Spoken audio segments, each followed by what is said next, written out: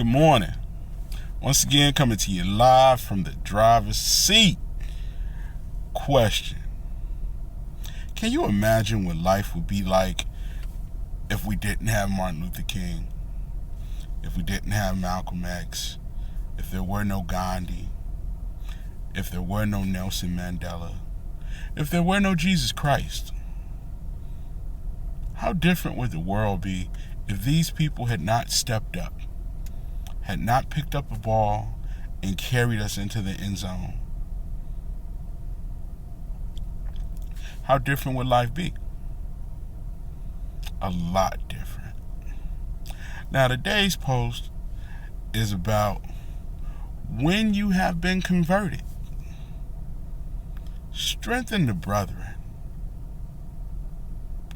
Once you've gotten to the point where you have been converted, strengthen the brethren.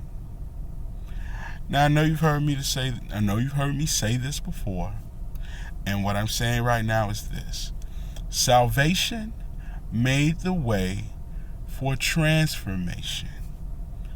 So once you have been transformed, once you have been converted, strengthen the brethren.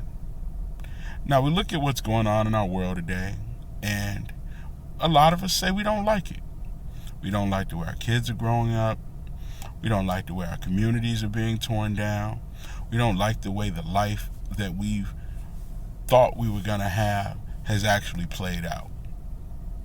But the reason that it is not different is because people have not stepped up. Because people who are supposed to be achieving are not achieving. They are not strengthening the brethren.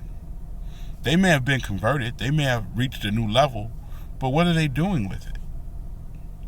When you get to the pool of souls, you have a lot of choices. You could choose to follow Christ. You could choose to follow the dope man. You could choose to follow the ball player. You could choose to follow anybody you choose to follow. But the reason God wants you to achieve, the reason God wants you to dominate, so that you are the clear choice for people to follow. So that even though athletes may have a little bit more money than you, you have a level of peace that they don't have. Even though the dope man may actually, for a little while, look like he's winning, he doesn't get old.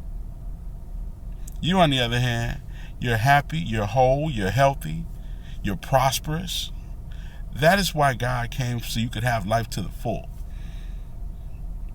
So that you could have everything that people would look at, both inner and outer, that would make them see that God is real. That would make them see that following Jesus Christ and what he taught is a good idea. Because he was able to transform you into this high-performing, whole, happy person. Not some mean person who's just throwing out a bunch of scriptures and telling people they're going to hell. Not some person who's gotten everything and walked away from everybody to get it. But somebody who's gotten it and is giving it back. Somebody who's gotten it that people can look at and say, man, that had to be God. Somebody that's touchable, who they can walk up to and say, well, what must I do to be saved? How can I get what you have? How can I have the level of success that you have? When you see people who are healthy at an advanced age, you want to know what they did to get there. When you see people who are operating at a high level, you want to know what they do. How do they think? What do they eat? What time do they get up? Where did they go to school? What did they major in? Why? Because everybody ultimately wants the same thing: happy, whole life. But if you don't do your part, then it gets stuck. Because now we got a generation of kids looking for leadership, looking for people to follow, looking for lanes to follow. So what do? They take an interest in the people who take an interest in them. And those are the people who are coming along saying, hey, man, I need you to run up the street. Take this to this guy, and I'll give you $50. for $50, they putting themselves in a situation that ultimately could put them in jail or the grave. But if they see the saints, not just saying they saints, but operating at a high level and creating lanes for that same opportunity, now they don't have to do that. They don't have to go out and hustle anymore. Now, it's easy for a person to say they don't have to do that now. But the reality is, a person will steal to feed his family. A person will do whatever they need to do to get what they need to get in order to feel whole. But if we know that, why are we not standing in the gap? It's more than intercessory prayer. It's time to step into the game and step into the marketplace and step into the dark places and be the light that people can follow. You hear me talking about God saying he wants you to dominate. Because he does. Because he wants it to be clear that you are numero uno, that you are the true choice that people should follow. So next time you're at that pool of souls, that people know that they should follow you as you follow Christ. They know that they should step up because it's possible. It is a lot easier to follow a path that has already been created.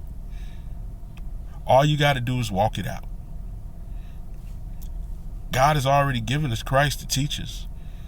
He is already the lamp and light. Now you just got to follow it. And it's not just about behavior, because the reality is your purpose will protect you from your bad behavior if you want to fulfill your purpose bad enough. If you want to grow, you'll do what it takes to grow. Just like if you want to lose weight, you'll do what it takes to lose weight. If I want to lose weight, I'm going to have to leave that candy and them pops and bonbons and pizzas and stuff. I'm going to have to leave it alone. If I want to go in Christ, then I start making decisions. Like, man, I think I'm going to leave the club alone this weekend because I'm trying to get to church on Sunday. I want to be there early because they doing some stuff that I need. You know, they're meeting a need for me that nobody else can meet. But if we're not stepping up and meeting the needs of the people, if we're not the ones who are feeding, if we're not the ones who are teaching, if we're not the ones who are modeling, then we're only leaving darkness as a choice. So today, it's time to step up. It's time to get up. It's time to do what we need to do in order to take back this country, in order to take back this world. Now, it was taken by force, so we're going to have to be forceful in taking it back. It's time to stand up and get the things that are in your head into this reality.